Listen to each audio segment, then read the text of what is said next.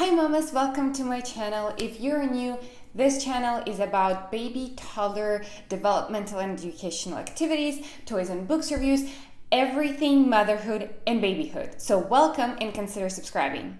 Do you want to know how you can organize your baby's information, achievements, health records all in one place and always keep it neat and organized at all times? Then keep watching this video because this is where I'm going to tell you how you can do it and show a few different methods. Prepare, it's going to be a ton of useful information, so make sure to stay till the end.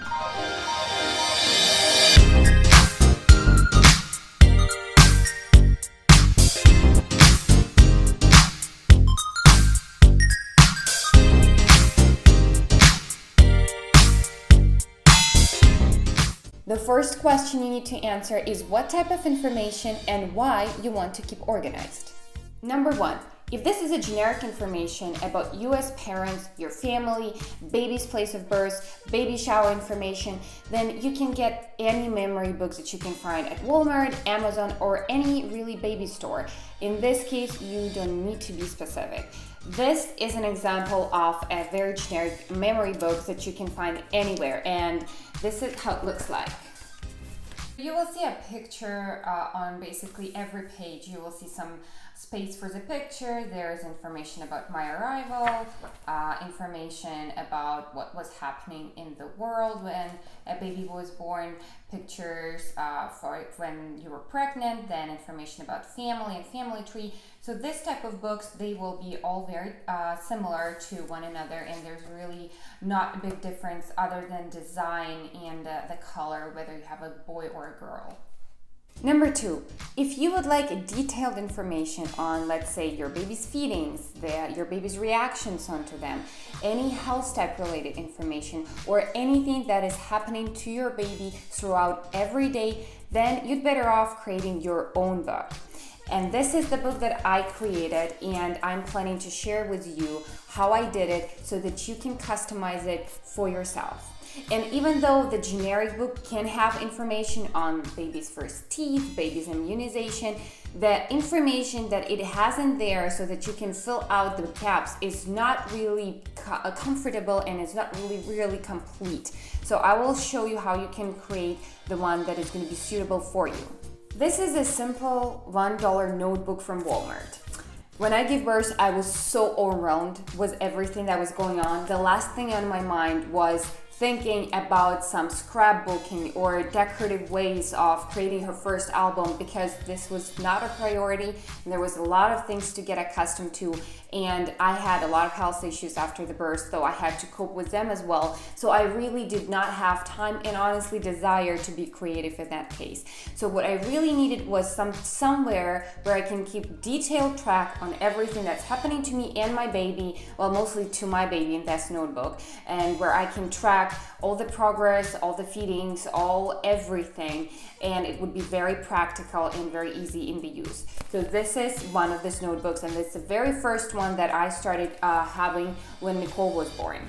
So I suggest to have the first page of the book with the detailed information on the baby's height and weight when the baby was born, and then when the baby was released from the hospital. This is what this sentence is about, and then just overweight of the height and weight in the first, second, third, and fourth and fifth months of the baby's life.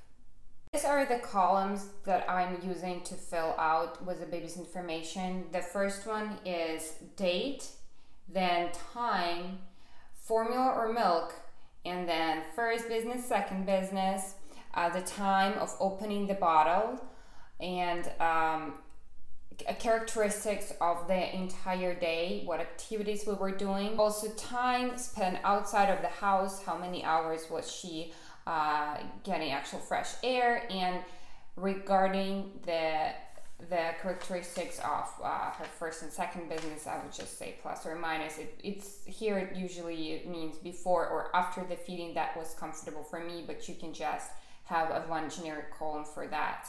And also it was important for me to mark vitamin D that she actually took it, and I did not forget to give it to her. So I was tracking the vitamins as well, which ones we were giving her and how often.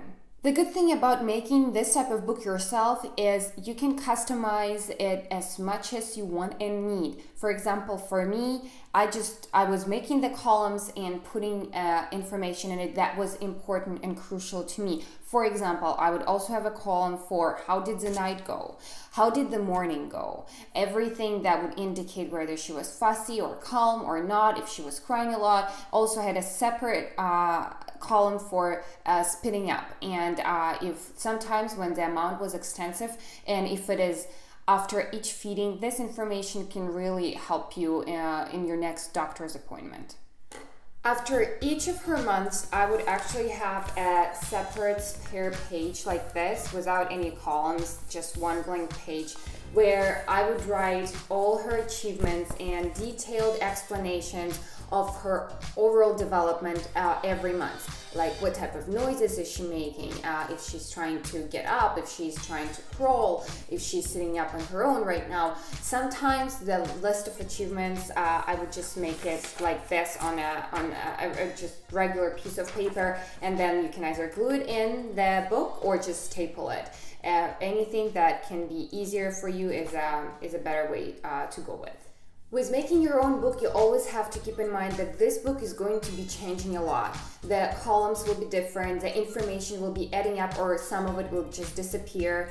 And a few months down the road, I actually realized that I really want to make something different, make some pages visual. So I started having this pictures added in the book. And it was just perfect after that, because this book was now, I could write in it, which would just be a nostalgic way for her and me in the future to remember some of the things. And this would serve as a visual, very appealing thing that will take you and your daughter or a son just instantly into that moment, into that day, and it's just it makes it very fun. For example, here is her first Halloween, her first play bud, and the first time she's actually sleeping on her belly. And throughout the entire book, I was keeping this pictures. I was adding them when something I wanted to remember was happening. For example, this is our grocery store haul together, or this is her and Dada, and this is her grandparents were getting really ready to come and give her a bunch of presents, so they sent me these pictures and I printed them out. Or this is her first sunglasses and a Russian Soviet hat that my husband is trying to cheer her up with. Anything that was important to me, or if a day was very, very memorable and I wanted to have a visual note of it in this book, I would have a picture printed. And the best way I found to do it is just your simple phone, iPhone or Android, whatever you have. You take pictures on it and then you print them with this HP portable printer. And the paper that it uses to print it is sold in a pack of 50, and I buy usually this on Amazon. So it's like a sticker paper that you just attach to a page of the book. So it's very convenient, it's like a sticker. After she turned 4 months and the first book was pretty much done, I decided to be more creative and visually appealing. So I bought this giant album and I thought it would be a smart idea, and honestly it turned out not to be a smart idea. And this is the reason why. Number one, it is too big, too heavy, and too large. It's very uncomfortable to write in it, and it's totally not practical. Number two, it has already preset columns with the width that is there, and you can't really change anything. So it ended up to be just a disaster, adding new columns or just thinking how much space you need in one column. So it's totally not for the purpose of keeping track of your baby's health, activities, and all the information you need. Final issue number 3, it's taking too much time to add something extra to the book, some decorative stuff or some elements, like I wanted to decorate it with stems and put out love over here, or whatever it is that I wanted to decorate with. It just takes too much time, and you should stick to adding just information that is necessary to you and to the doctor if in case you go to the appointments and you need to provide some information. So this type of format is really hard to customize, and after this was done, which I was really dragging because it was very uncomfortable, I decided to stick to the ones that to the one that I tried myself and I really loved. So I just bought this very lightweight, similar to the first one, but just a different color and a little nicer notebook at Staples, and it was very plain without any columns. And at this time I decided not to do any columns because it was just taking time, so I was just separating things in the blocks over here. Mostly it was scheduled through her morning when she woke up and when she would go to bed and how many naps she would have. It was her feeding information, what exactly was she eating. Here is she's 8.5 months, and here, for example, I wrote that today we visited the zoo for the very first time.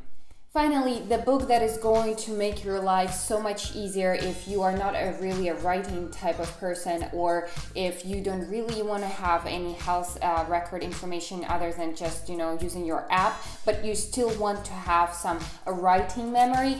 This is the book from Sophia LaGiraffe, my book of first, and honestly, out of everything that I've looked at, and trust me, there have been lots of books that I really tried to accommodate to my schedule and to my writing, this is the best choice, and it will make your life so much easier because, first of all, the questions that it provides, they are so original and they really make you think, and they are very brief, and your answers will be very brief, saving you lots of time, and it's just going to be still fun and easy to read when your baby's older and when you are ready to recollect some memories.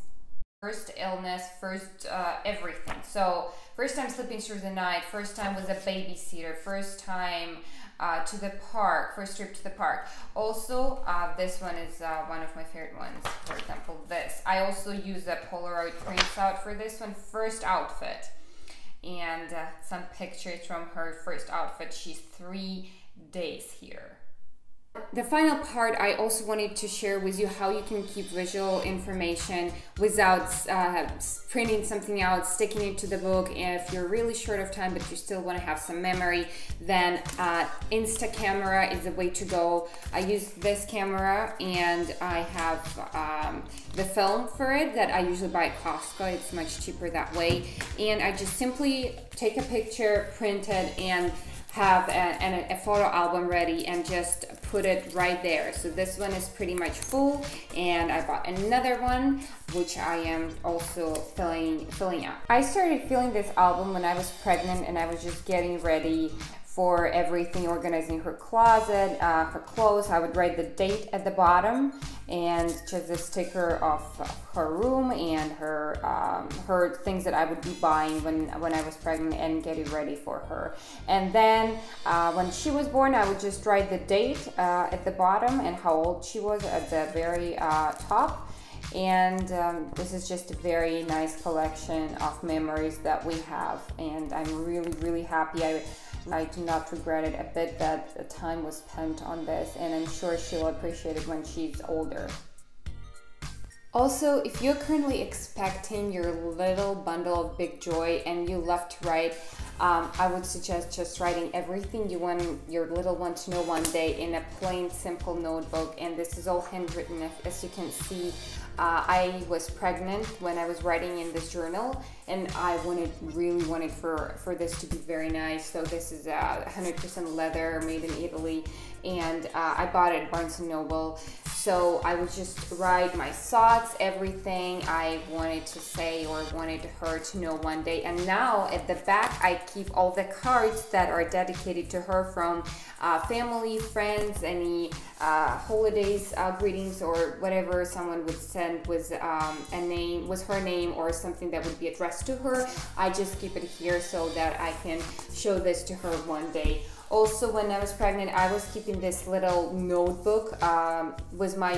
It's basically my to-do list, and here I would say like everything that I would have to do during the day. I would write it like a regular planner, but I would also keep the appointment information in here so that both she and I can look at it together when she's older, and I would remember how my pregnant days were like and what I would be doing in some of the days. So that are some ideas that you can take if you are currently pregnant.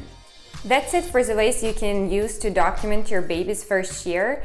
I hope you found this video helpful. If yes, like it and share with your mom friends. And I really enjoyed making this video for the channel today. I really enjoyed looking at all this material and share with you my tips that help me keep all the information organized.